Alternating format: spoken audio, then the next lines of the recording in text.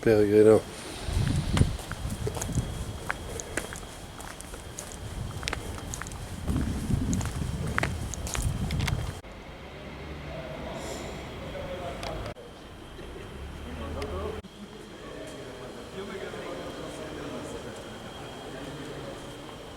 Het is nu vrijdag 24 juli 2015, 8 minuten over 9. Dit is Burgos.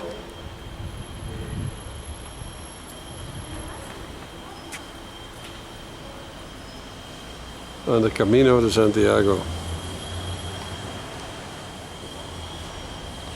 Es doctor en Filología y Sociolingüística, autor de Breve Historia de las Lenguas del Mundo, Castalia 2014, Historia de las Lenguas Hispánicas, ediciones B 2009, y Diccionario de las Lenguas del Mundo, Espaza 2002, así como de unos 30 libros más y un centenar de artículos relacionados con la sociolingüística o con el léxico de la lengua española.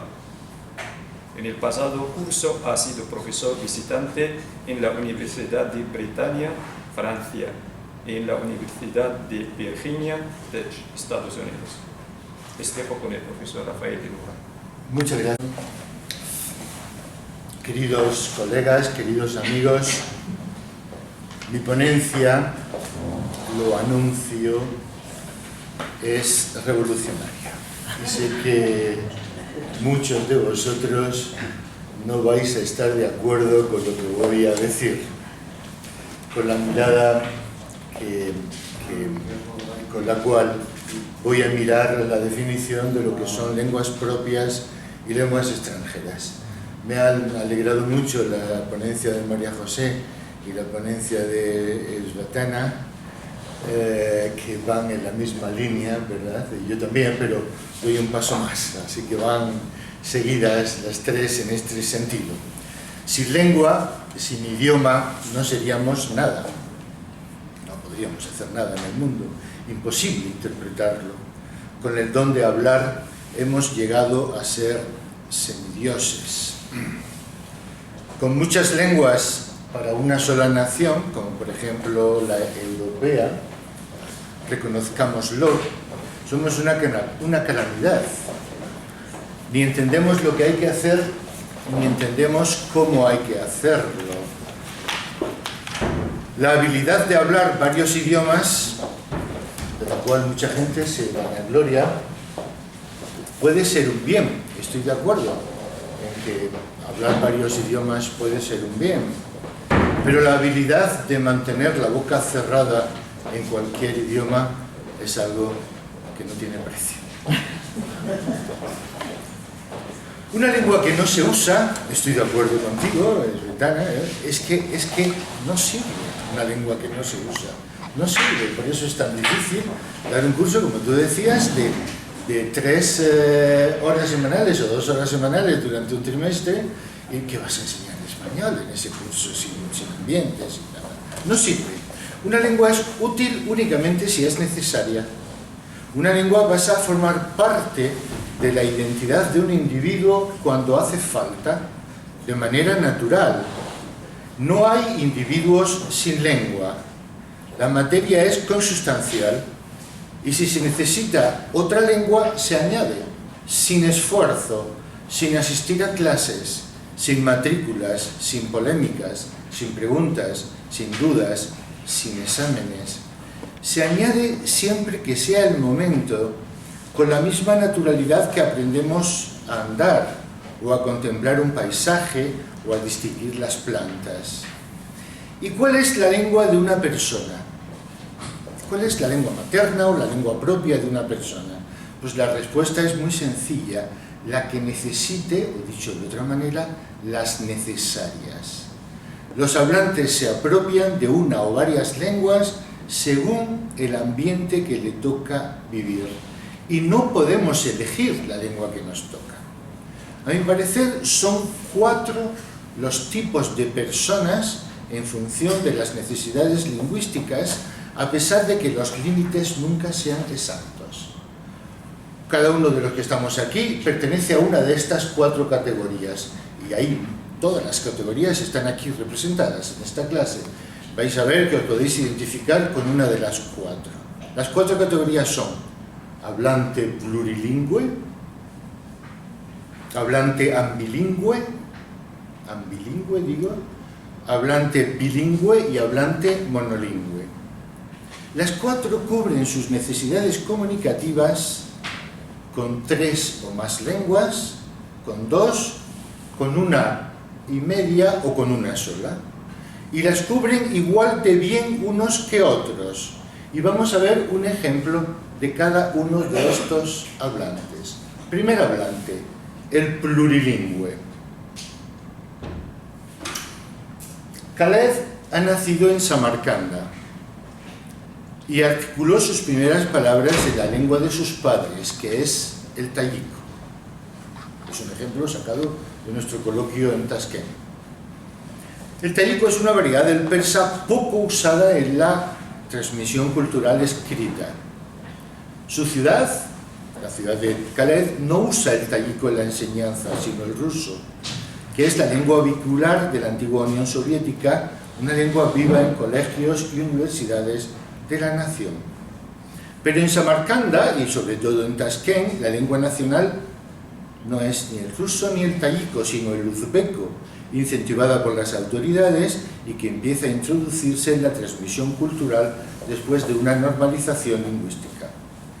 Khaled es arquitecto y su biblioteca se nutre con el ruso.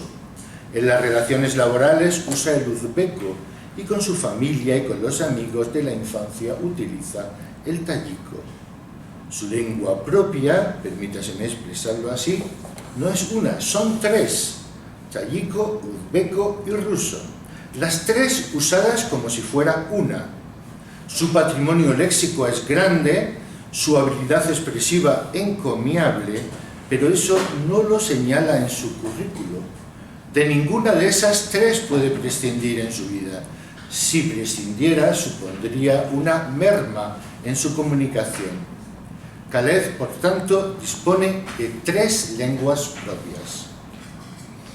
En todos los continentes encontramos hablantes plurilingües, que no quiere decir gente que ha estudiado 3 lenguas, sino gente que ha heredado, recibido y asimilado 3 lenguas, y ninguna de las 3 le es ajena.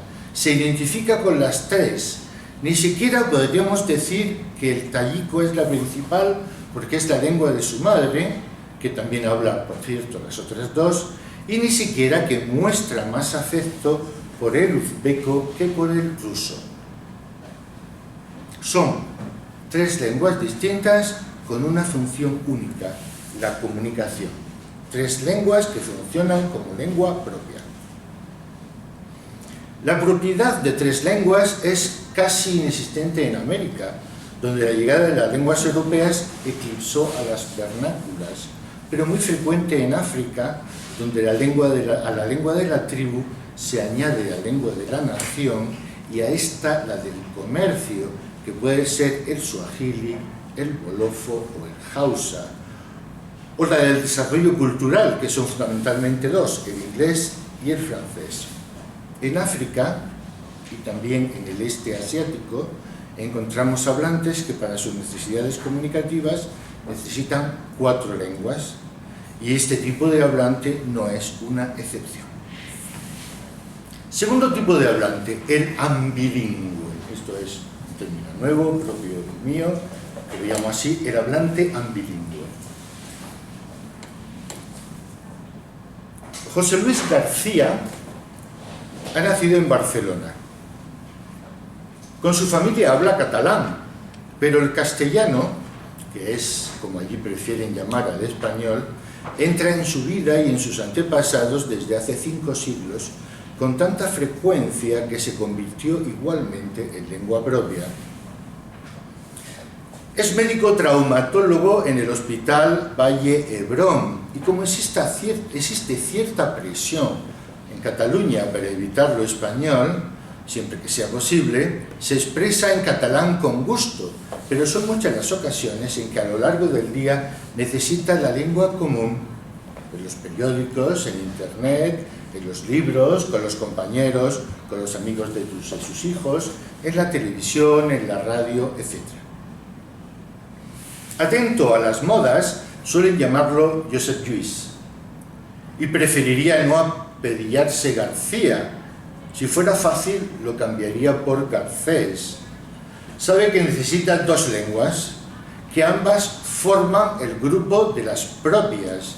Una y otra, que son los dos códigos que identifican su personalidad y que la ausencia de uno lo dejaría parcialmente comunicado, lo dejaría a la mitad incomunicado. Si la lengua ausente fuera el catalán, no importaría mucho, pero eso, aunque no está prohibido decirlo, no se dice. Si la ausencia es el catalán, si la ausencia es el castellano, se quedaría realmente incomunicado. Los hablantes ambilingües como Josep Lluís García o Garcés son numerosos en Asia y en África. Su comunicación con el entorno exige dos lenguas, para lo que otros territorios necesitan 3 o 4, o solo una. Son locutores ambilingües los hablantes de gallego, de vasco, de bretón, de alsaciano, de galés, de tártaro, de checheno, de osético, de kurdo y muchos más. Llamo a estos idiomas sin hablantes monolingües, los llamo lenguas condicionadas, porque sus usuarios necesitan otra para completar la comunicación. Son lenguas, por tanto, que no tienen vida propia aislada. Sus hablantes son necesariamente ambilingües, y si no tuvieran la segunda, vivirían el aislamiento social. El ambilingüismo es una situación habitual en la historia de los pueblos. Es periodo de transición cuando una lengua va a desaparecer y otra se alza como más útil. Los hablantes de íbero, de celta o de fenicio eligieron el latín después de un periodo ambilingüe. Sucede actualmente con el suletino y el labortano, variedades del vasco en el sur de Francia que mueren lentamente porque sus usuarios cada vez usan más el francés. Los hablantes peninsulares, excepto Portugal, lo entendieron así e hicieron del español su lengua, y quedaron las otras relegadas al uso familiar. Y como el español evolucionaba como instrumento útil, recibió más mimos que el gallego, el vasco, el catalán, el valenciano o el balear. El padre de familia gallego de los años 70, en busca de un futuro acomodado para sus descendientes, tenía el siguiente pensamiento: mi padre, pobre hombre, solo hablaba gallego. Yo hablo gallego y castellano. Mi hijo solo habla castellano. Menos mal. Ha cogido la lengua que le va a proporcionar un futuro correcto. Tercer tipo de hablante, al que pertenecemos muchísimos de los que estamos aquí, el hablante bilingüe. Mariano Izquierdo nació en Cuenca y es ingeniero industrial. Dispone de amplios conocimientos de inglés adquiridos en cursos específicos y le gustaría tener muchos más porque trabaja en una multinacional que lo usa como lengua de intercambio. En estos días prepara una comunicación que debería leer en el congreso anual que la compañía celebra en Zúrich. El resto del año se relaja. Le gustaría saber más, pero no sabe cómo. Mariano no necesita más lengua que la propia, que es el español, y esporádicamente el inglés. Por eso su nivel, como el de tantos españoles, es el nivel intermedio. No posee más lengua propia que el español, y no ha necesitado otra ni la va a necesitar, salvo ese nivel de inglés con el que consigue salir más o menos airoso en sus compromisos. Los españoles somos limitadamente expertos en inglés. Lo estudiamos en el bachillerato y después seguiremos con la necesidad de utilizarlo, pero en pequeñas dosis, porque aunque sean grandes, carecemos de una realidad lingüística que lo sustente. Los españoles disponemos del nivel de inglés que necesitamos, ni más ni menos. Los suecos, sin embargo, alcanzan el nivel superior porque sus universidades utilizan el inglés como instrumento de comunicación y no el sueco, pues sus hablantes lo consideran insuficiente para el desarrollo cultural. Esta afirmación que acabo de hacer, en la cual he considerado al inglés una lengua más útil que el sueco, molestaría a escritores españoles, a lingüísticas españolas, como Moreno Cabrera, autor como yo de un tratado sobre las lenguas del mundo y otro tratado como yo sobre la sociología de las lenguas, en el cual él defiende, con argumentos muy sutiles, que todas las lenguas son iguales. Por eso lo llama, a su libro, él lo llama La dignidad e igualdad de las lenguas. Pero cuando le toca defender la igualdad del suajili frente al inglés o del francés frente al lingala, dice que, si bien la cantidad de publicaciones en inglés o la limitación del léxico del lingala son de momento distantes en las dos lenguas, de las dos lenguas europeas, ambas están, el suajili y el lingala, por sus estructuras, preparadas y en disposición de igualarse. Es verdad, se pueden igualar, estoy de acuerdo. Por eso también diría que un mendigo es igual que el hombre rico, porque el mendigo tiene la posibilidad de enriquecerse, si tiene la suerte de hacerlo, claro, pero mientras tanto es un mendigo. Con frecuencia se habla de bilingüismo con enorme confusión. Todo hablante de dos lenguas, con independencia del uso de la segunda, es bilingüe. Y eso es un grave error sociolingüístico. No podemos llamar bilingüe a quien necesita dos lenguas en su vida diaria y no puede prescindir de ellas, y también a quien de vez en cuando lee en inglés un texto en Zúrich. El hablante bilingüe dispone de dos lenguas maternas y propias, y tan dentro va la una como la otra. Nada que ver con el bilingüe, que posee una lengua principal y otra que maneja en diversos grados de destreza. En Moscú, en la Universidad de Relaciones Internacionales, que frecuento como escritor y como conferenciante desde hace 15 años, se necesitan 53 lenguas. Se enseñan las 53. Ninguna universidad del mundo tiene una oferta tan amplia. La Universidad de Relaciones Internacionales de Moscú es algo así como, para nosotros en España, la escuela diplomática. De allí saldrán los representantes de Rusia en los principales países del mundo, y eso lo sabe. La enseñanza bilingüe, por tanto, resulta mucho más útil, porque tiene una finalidad, que es lo que tú explicabas esta mañana. En Francia, casi el 60% de los estudiantes estudia español, y eso sucede desde hace unos 60 o 70 años. ¿Alguien ha comprobado que el 60% de los franceses, digamos el 40% o el 10%, sea capaz en Francia de entenderse en español? El esfuerzo didáctico de los franceses resulta inútil. A partir del examen de bachillerato, los estudiantes franceses dicen adiós a la lengua española para casi siempre. Sencillamente deja de existir porque no la necesitan. Seamos claros. Hablemos ahora del hablante cuarto, el cuarto nivel de hablante, la cuarta categoría, el hablante monolingüe, el que solo tiene una lengua.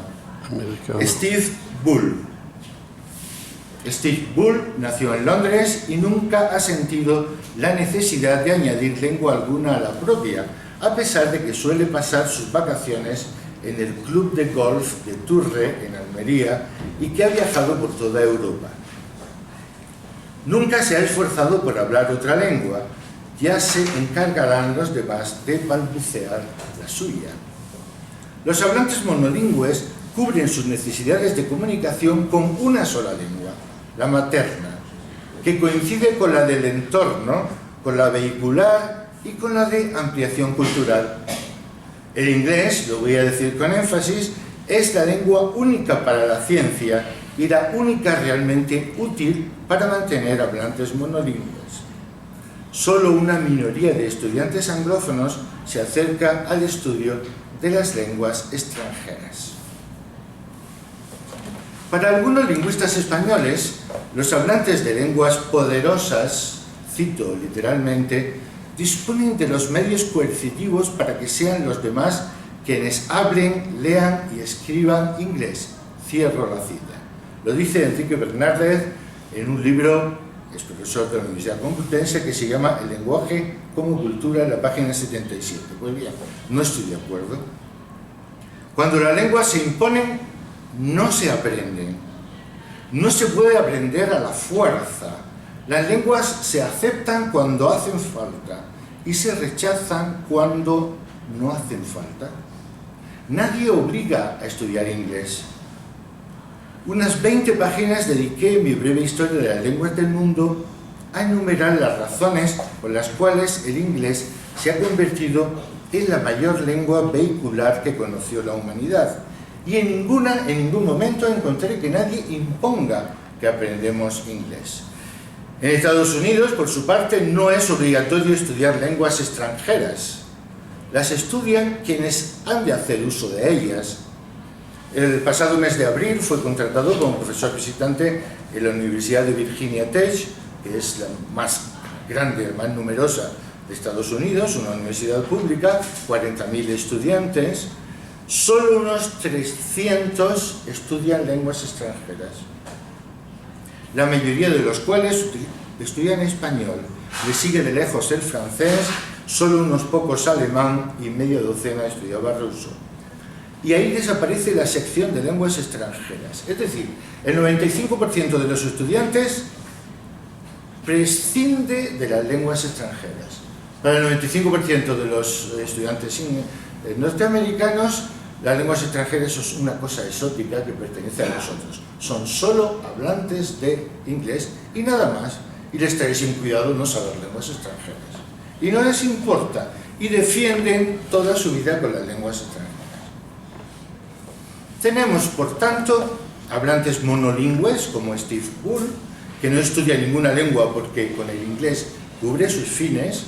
Hablantes bilingües como Mariano Izquierdo, que solo de manera esporádica utiliza una lengua complemento.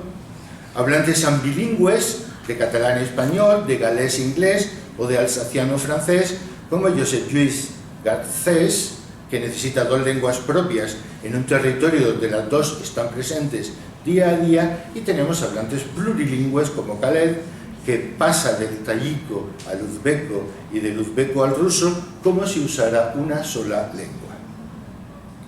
Las necesidades de comunicación siguen un curso natural, pero diablillos insidiosos añaden conceptos aviesos que falsean los principios.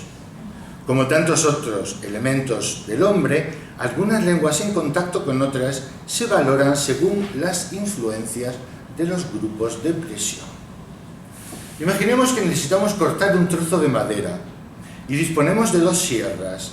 Una de ellas, electrificada, corta mejor. La otra fue del abuelo y, aunque rota, queremos usarla para conservar la tradición. Hemos reparado los dientes para que corte bien y la usamos a la vez que la moderna. Pero como la electrificada está fabricada en un país enemigo, la odiamos. Así que, como jefe de carpintería, impongo a mis empleados que corten con la que pertenece a nuestra tradición. Siguen fabricándose los muebles, pero con un esfuerzo físico y económico mayor, que además no es el más recomendable. Cuando lo políticamente correcto se impone por encima de las necesidades reales, se falsea el mundo que nos envuelve, se falsea la realidad. La evolución y cambios en las lenguas se realizan cuando a una lengua que pertenece a un pueblo se añade otra especialmente apreciada. Los usuarios se tornan pronto en ambilingües. Después de unas cuantas generaciones, la lengua menos necesaria muere y deja paso a la recién llegada, que sirve de sierra eléctrica, y los hablantes vuelven a ser monolingües. Nadie lo lamenta, la muerte es un lugar común y las lenguas forman parte de ese proceso. A muchos lingüistas nos afligen la muerte de las lenguas y buscamos ideas para localizar hospitales donde se mantengan vivas. No se ha inventado aún la vida eterna. Los españoles somos esencialmente monolingües. Nuestra lengua satisface las necesidades inmediatas incluso las distantes. Algunos españoles son ambilingües, es decir, usan con destreza su lengua familiar y con similar habilidad el español o castellano. Y los españoles monolingües o ambilingües nos interesamos igualmente por añadir una lengua más en busca del bilingüismo. Pues bien, hay quien considera, y a mi parecer sin razón, que debe modificarse la tendencia natural de las lenguas, que las lenguas condicionadas de situaciones ambilingües pueden desbancar a su pareja, en teoría más útil, y que los usos y necesidades a los que el español ha atendido durante siglos se pueden recuperar en unos años ocupando los espacios de estos con la lengua menos extendida en la región.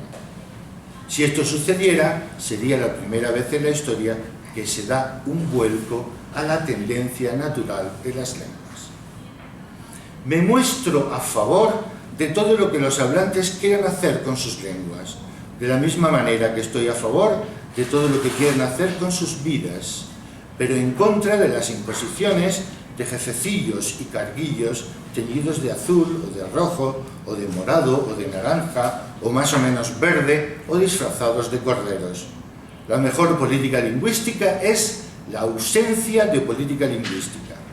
Siempre que cualquier lengua, sea el aranés o sea el chino, tenga la misma consideración desde el punto de vista legal y que el hablante que quiera hablar suajili pueda hablarlo sin menospreciar a quien no quiere ni puede hablar suajili. Una situación confusa y ajena a los principios de la comunicación se crea cuando un locutor ambilingüe elige la lengua que no corresponde al ámbito de sus interlocutores. Prima la elección de una con desprecio o menosprecio a los oyentes. No me imagino el uso del bretón o del alsaciano para dirigirse a hablantes que no tienen a esas lenguas como propias, incluso en la propia Alsacia o en Bretaña. Solo a un necio o a un extremista se le ocurre utilizar la lengua menos útil si lo que pretende es comunicarse. En ninguna de las 40 regiones ambilingües europeas, ni en la más de 1000 regiones del mundo, los hablantes eligen para la comunicación la lengua condicionada. La lengua más débil del hablante ambilingüe, a no ser que se ignore quiénes son los interlocutores o que tenga la intención de despreciarlos. Me recuerda, estos casos, la consigna que figuró en las aulas de la Bretaña francesa: prohibido escupir y hablar bretón. La soberbia humana, la petulancia, tienen su fiel reflejo en las lenguas. Y concluiré con la idea primera: las lenguas han de ser necesarias. Tu idea. Están preparadas para aprenderlas con automatismos, para heredarlas, para apropiárselas con la suavidad con la que transcurren los días y las noches. La única lengua del mundo preparada para su estudio fue el esperanto. Es una lengua artificial que tiene muy pocas reglas y muy sencillas. A mi parecer, el aprendizaje de las otras no debe consistir en una memorización de léxico y normas, sino de uso y situaciones reales. Sugiero, por tanto, que se dejen a las lenguas en paz y se aprenda lo necesario y que permitamos relajados que las aguas dejen de correr por parajes accidentados y regresen a los cauces propios. Muchísimas gracias.